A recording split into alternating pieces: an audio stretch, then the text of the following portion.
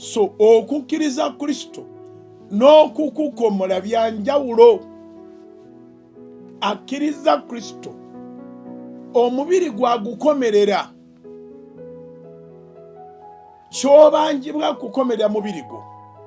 Omubiri bye kugamba kyawa gundi, walana gundi, fitina gundi, temula gundi, muobutwa. Ebyo byonna bikomererwa n'oga nti naye ebyensi byo byakuleka. So, newankubadde nga tuli mu nsi tukola, naye fokasi yaffe ggulu. Era mu ggulu omubiri guno tegugenda genda.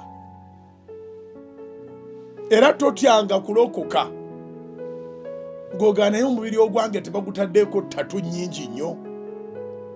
Omubiri ogwange tebagukoze bino na biri. Emibiri tegigenda kugenda mu ggulu kubanga gyayonoona. Olw'okwonoona kwagyo gyonna gyakudda mu ttaka gyakuvunda.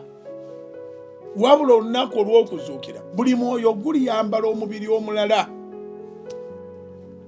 N'omubiri ogwo gwe gulyambala bwe guligenda mu bulamu obutaggwaawo, amiina emirembe n'emirembe.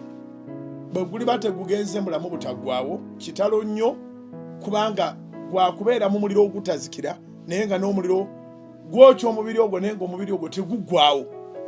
Kati guno ogunywedde omwenge, guno ogugenze mu masabo, guno ogukoze obwenzi, guno ogwetunda, ogwo gwakugenda mu ttaka.